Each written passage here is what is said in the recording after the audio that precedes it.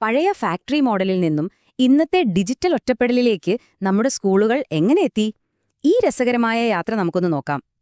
ഇതൊന്ന് നോക്കൂ. സ്മാർട്ട്ഫോണിൽ ഒതുങ്ങുന്ന ഇന്നത്തെ അവധിക്കാലവും മാങ്ങയെറിഞ്ഞും മണ്ണിൽ കളിച്ചും നടന്ന പഴയ കാലവും തമ്മിലുള്ള ആ വലിയ വ്യത്യാസം. കാര്യമെന്താണെന്നോ, ഈ ഡിജിറ്റൽ സ്ക്രീനുകൾക്ക് ഒരിക്കലും നമ്മൾ മനുഷ്യർ തമ്മിലുള്ള ആ ഒരു ഹ്യൂമൻ ടച്ച് തരാൻ കഴിയില്ല. അപ്പോ ചരിത്രത്തിലൂടെ നമ്മുടെ വിദ്യാഭ്യാസ സമ്പ്രദായം ഇന്നത്തെ ഈ രീതിയിലേക്ക് എങ്ങനെയാണ് മാറിയതെന്ന് വേഗത്തിലൊന്ന് നോക്കാം. പഴയകാല ഗുരുകുലങ്ങളില് വലിയ കെട്ടിടങ്ങളൊന്നും ഉണ്ടായിരുന്നില്ല കേട്ടോ. പ്രകൃതിയോടിണങ്ങി ഗുരുവിനൊപ്പം ജീവിച്ചുള്ള പഠനം അന്നത്തെ ജീവിതത്തിന്റെ തന്നെ ഭാഗമായിരുന്നു. ഗ്രീസിൽ സ്കോൾ എന്ന വാക്കിനർത്ഥം തന്നെ ഒഴിവു സമയമെന്നാണ്. പ്ലേറ്റോയെ പോലുള്ളവർ ഒഴിവു സമയങ്ങളിൽ അറിവ് പങ്കുവച്ചിരുന്ന വളരെ ശാന്തമായൊരനുഭവമായിരുന്നു അത്. പക്ഷേ വ്യവസായ വിപ്ലവം വന്നതോടെ എല്ലാം മാറിമറിഞ്ഞു. അച്ചടക്കമുള്ള ലക്ഷക്കണക്കിന് തൊഴിലാളികളെ അന്ന് ഫാക്ടറികൾക്ക് പെട്ടെന്ന് ആവശ്യമായി വന്നു. സത്യത്തിൽ ഫാക്ടറികളിലെ അസംബ്ലി ലൈൻ പോലെയാണ് പിന്നീടുള്ള സ്കൂളുകൾ മാറിയത്.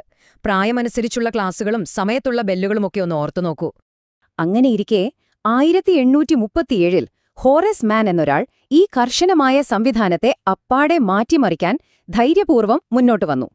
വിദ്യാഭ്യാസം പണക്കാർക്കും മാത്രമല്ല, എല്ലാവർക്കും സൗജന്യമായി ലഭിക്കണം എന്ന അദ്ദേഹത്തിന്റെ വലിയ തീരുമാനമാണ് ആധുനിക സ്കൂളുകൾക്ക് അടിത്തറ പാകിയത്. പരീക്ഷകൾ ഓർത്ത് പണ്ട് നമ്മളൊക്കെ ഹോറസ്മാനിനെ കുറ്റം പറഞ്ഞിട്ടുണ്ടാകുമല്ലേ? എന്നാൽ ആ ക്ലാസ് മുറികളുടെ യഥാർത്ഥ മൂല്യം നമ്മൾ പിന്നീടാണ് തിരിച്ചറിയുന്നത്.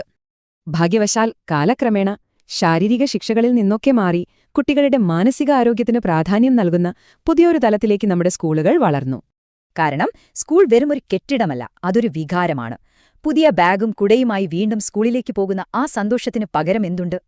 ഒരുമിച്ച് ഭക്ഷണം കഴിക്കാനും പരാജയങ്ങളെ നേരിടാനും ജീവിതാവസാനം വരെയുള്ള നല്ല സൗഹൃദങ്ങൾ ഉണ്ടാക്കാനുമൊക്കെ നമ്മൾ ആദ്യം പഠിക്കുന്നത് അവിടെ നിന്നാണ്. വിശ്വസിച്ചാലും ഇല്ലെങ്കിലും നമ്മുടെ വ്യക്തിത്വത്തിന്റെ 80% രൂപപ്പെടുന്നത് ആ 4 ചുവരുകൾക്കുള്ളിലെ ക്ലാസ് മുറികളിലാണ് എന്നതാണ് യാഥാർത്ഥ്യം. കൂട്ടുകാർക്കൊപ്പം പുറത്തിറങ്ങി കളിക്കുന്ന ആ വലിയ സന്തോഷം ഒരു സ്മാർട്ട് ഫോണിനും നൽകാൻ കഴിയില്ലെന്ന് പുതിയ തലമുറയും പതിയെ തിരിച്ചറിയുന്നുണ്ട്. അപ്പോൾ പറയൂ, ഈ യാത്രയെക്കുറിച്ച് ചിന്തിക്കുമ്പോൾ നിങ്ങളുടെ സ്കൂൾ കാലഘട്ടത്തിലെ ഏറ്റവും പ്രിയപ്പെട്ട ഓർമ്മ എന്താണ്? തീർച്ചയായും ഓർത്തെടുക്കുക.